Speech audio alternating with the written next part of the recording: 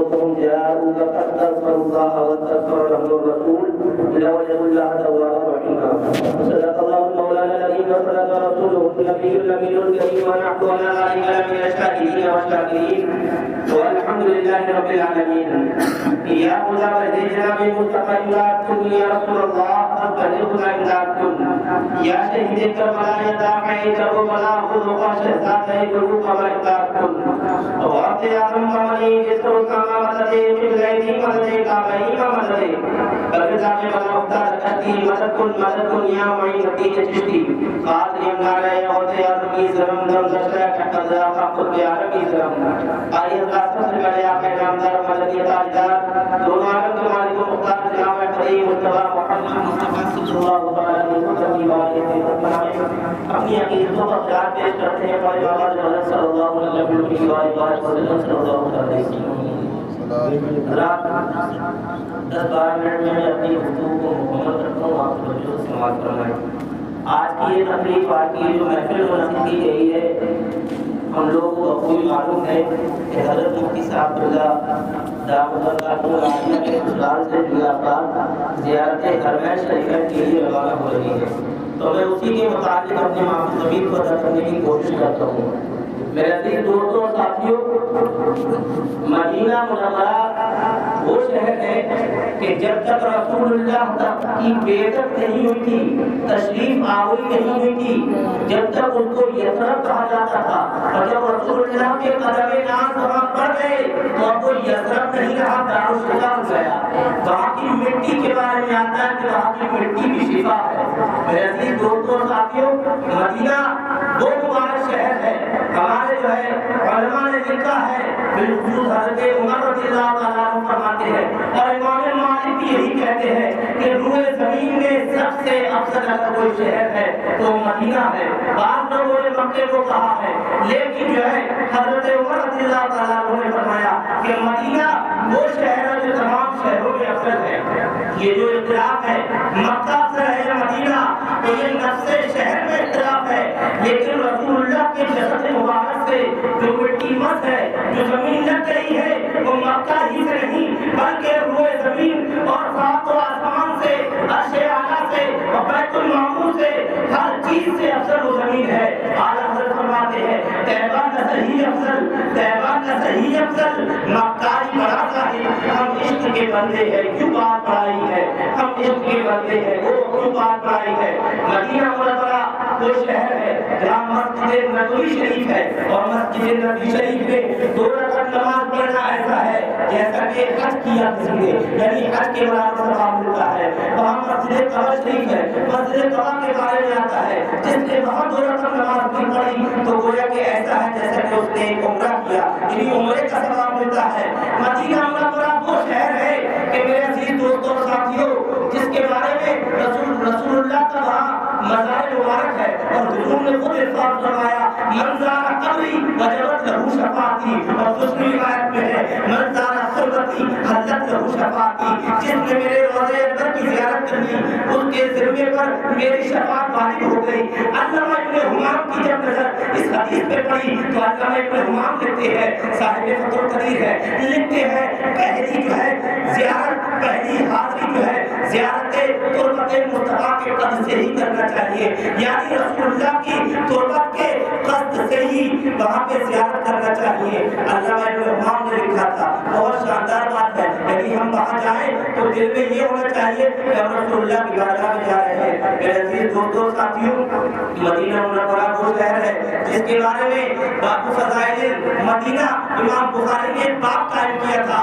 اس میں حضرت عمر جو دعا کرتے تھے، ہمیشہ دعا کرتے تھے اللہم ارزقنی شہادۃ فی سبیلک واجعل موتی فی بلد رسولک. یہ حضرت عمر بن خطاب ہے، یہ ہمیشہ دعا کرتے تھے، کہتے تھے اللہ تو مجھ کو اپنی راہ میں شہادت کی موت دینا. اور یہی نہیں بلکہ کہتے تھے واجعل موتی فی بلد رسولک، اور میری موت جو ہے اپنے رسول کے شہر میں نصیب کرنا. تھا. یہی ہوا.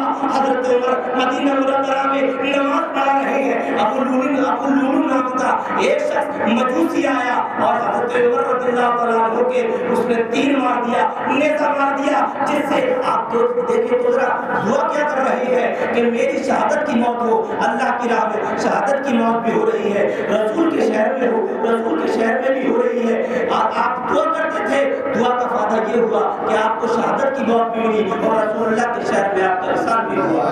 عزیز دوستوں ساتھیوں, حضرت عمر بن عبدالعزیز ہے. حضرت عمر بن عزیز جب یہ مدینہ سے نکلتے تھے تو یہ بہت روتے تھے, زار قطار رونے لگتے تھے, وجہ پوچھی جاتی تھی. امام ابن کثیر نے البدایہ والنہایہ میں ایک جملہ ارشاد فرمایا ہے, فرماتے ہیں نقشہ نکونا. کیا کہتے ہیں عمر بن عبدالعزیز؟ کہتے ہیں نقشہ نکونا انت فتح مدینہ, یعنی ہم ان لوگوں میں سے کہیں نہ ہو جائیں جس کو مدینے نے اپنے سے دور کر دیا. جب مدینے سے نکلتے تھے باہر کسی کام کے لیے تو روتے تھے. امام مالک کے حوالے سے بھی یہی آتا ہے. امام مالک نے مدینہ منورہ میں 17 سال میں حدیث حضرت کیا. امام مالک نے صرف اور صرف بس ایک فرض ادا کیا, اس کے علاوہ آپ مکہ تک تشریف نہیں لے گئے. صرف اس بنیاد پر کہیں ایسا نہ ہو کہ میں مدینے سے باہر جاؤں اور میری موت ہو جائے. تو آپ تمنا کرتے تھے. میرے عزیز دوستوں ساتھیوں, موت کی تمنا جائز نہیں ہے, لیکن مدینے میں موت کی تمنا جائز ہے.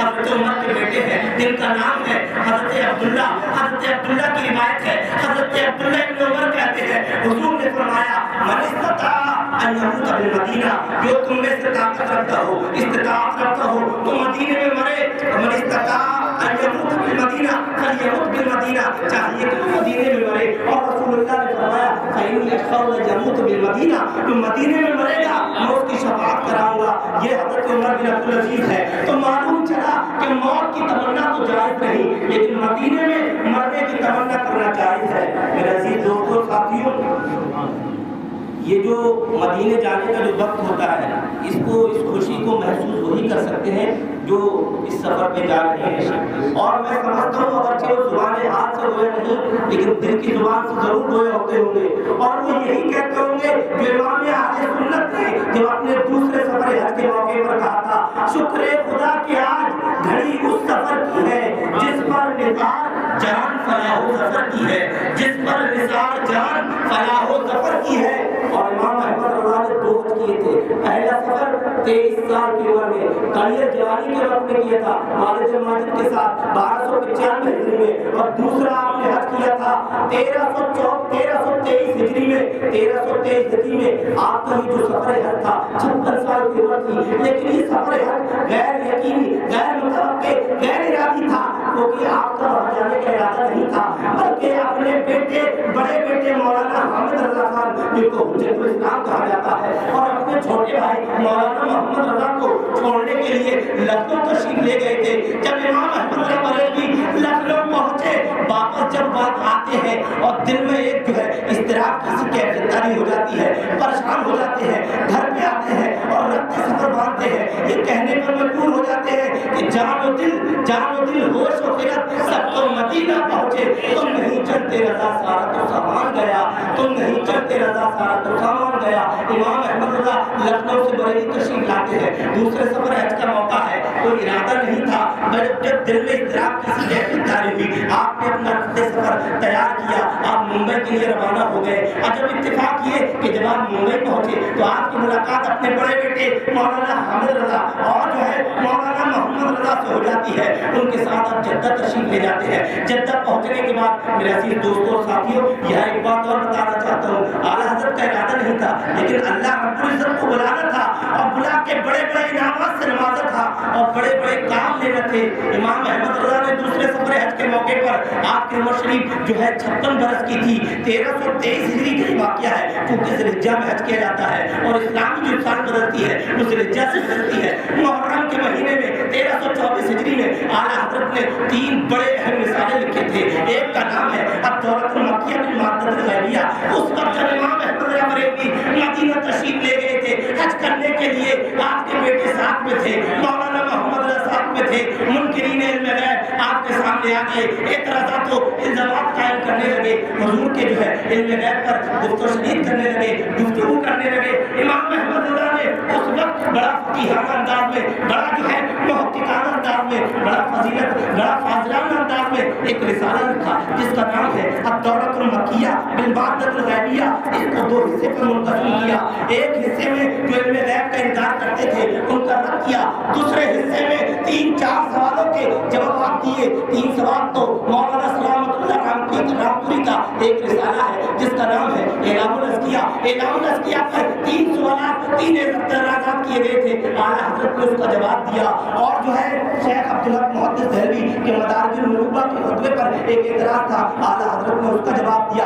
الدورۃ المکیہ بالمادۃ الغیبیہ نے تحریر فرمائی تھی، اور اعلیٰ حضرت نے اسی سفر حج کے موقع پر ایک اہم رسالہ لکھا تھا کرنسی نوٹ کے تعلق سے۔ اس وقت اعلیٰ حضرت کی بارگاہ میں ایک استفتاء آیا تھا، 12 سوالوں پر مشتمل تھا۔ کرنسی نوٹ یہ جو ہوتا ہے، یہ نوٹ مال ہے کہ نہیں، مال ہے تو اس کی بے جائز ہے کہ نہیں، بے جائز ہے تو زکات ہے کہ نہیں۔ اس طریقے سے اعلیٰ حضرت کی بارگاہ میں استفتاء آیا، 12 سوالوں پر مشتمل تھے۔ اعلیٰ حضرت نے بڑا فقیہانہ انداز میں اس کا جواب دیا اور اس کا نام رکھا کہ الفقیہ فاہم فی احکام القصاص الدراہیم۔ اور اعلیٰ حضرت سے اللہ رب العزت نے ایک بڑی خدمت اور لکھی، مصعب الحرمین علامہ الکفر والمین۔ یہ 3 شاندار رسالے لکھے، کیونکہ اعلیٰ حضرت کا ارادہ نہیں تھا، اللہ رب العزت کو بلانا تھا، بڑے بڑے کام لینے تھے اور بڑے انعامات سے نوازنا تھا۔ کیا انعام سے نوازا؟ بہت مختصر وقت میں بہت تیزی کے ساتھ بول رہا ہوں۔ اور جب اعلیٰ حضرت وہاں پہنچے تھے، جب یہ 3 رسالے لکھے تھے، شریف مکہ نے اعلیٰ حضرت کو اپنی بارگاہ میں طلب کیا۔ اعلیٰ حضرت پہنچے اور کہا کیا انعام چاہتے ہو؟ اعلیٰ حضرت نے کہا میں کچھ نہیں چاہتا ہوں، ایک عاشق کی تمنا تو بس یہی ہو سکتی ہے کہ میں اپنے معشوق کو دیکھ لوں، اپنے محبوب کو دیکھ لوں۔ ایک محب کی تمنا یہی ہو سکتی ہے کہ میں اپنے محبوب کا میں اپنے محبوب کی زیارت کر لوں۔ اعلیٰ حضرت نے خواب میں تو رسول اللہ کو کئی مرتبہ دیکھا، لیکن آج دل میں یہ تمنا لے کے اس بارگاہ میں حاضر ہے۔ شریف مکہ سے کہتے ہیں میری خواہش یہ ہے، میری آرزو یہ ہے کہ میں جو ہے رسول اللہ کے روضے انور کے اندر داخل ہو جاؤں۔ جو ہے تالا کھولا گیا، اعلیٰ حضرت کو داخل کیا گیا، مواجہ شریف کے سامنے ہے، کثرت سے درود پڑھ رہے ہیں، دل میں تمنا یہ ہے یا رسول اللہ ابھی تک تو آپ کو خواب میں دیکھا تھا، آج ماتھے کی نگاہوں سے دکھا دیجئے۔ ایک دن ہو گیا، گزر گیا، اعلیٰ حضرت واپس تشریف لے آئے، دوسرا دن آتا ہے، مواجہ شریف کے سامنے ہے، کثرت سے درود پڑھ رہے ہیں، دل میں یہی خواہش ہے، دل میں یہی آرزو ہے۔ پہلے دن جب واپس آئے تھے ایک کلام لکھا تھا، وہ سوئے لال ہزار پھرتے ہیں، تیرے دل میں باہر پھرتے ہیں، مکتب میں اپنی عاجزی کا اظہار کرتے ہیں اور کہتے ہیں کوئی کیوں پوچھے تیری بات رضا، اس سے کتے ہزار پھرتے ہیں۔ جب اگلا دن آتا ہے، مواجہ شریف کے سامنے ہے، کثرت سے درود پڑھ رہے ہیں، رسول اللہ کی زیارت ہو جاتی ہے، رخ زیبا کا دیدار ہو جاتا ہے، پکار اٹھتے ہیں تو زندہ ہے واللہ، تو زندہ ہے واللہ، میرے چشم عالم سے چھپ جانے والے، میرے چشم عالم سے چھپ جانے والے۔ جب امام احمد رضا نے اپنے ماتھے کی نگاہوں سے رسول اللہ کا دیدار کیا، ان کے رخ زیبا کو دیکھا تو دل میں ایک تڑپ پیدا ہوئی، دل میں ایک تمنا ظاہر ہوئی کہ رسول اللہ کی جو ہے سجدہ کر لیا جائے۔ ان کے رخ زیبا کی جب جذب و کشش کو دیکھا تو آپ کی پیشانی جھکنے کے لیے تیار تھی اور کہتے ہیں پیش نظر کو نو بہار،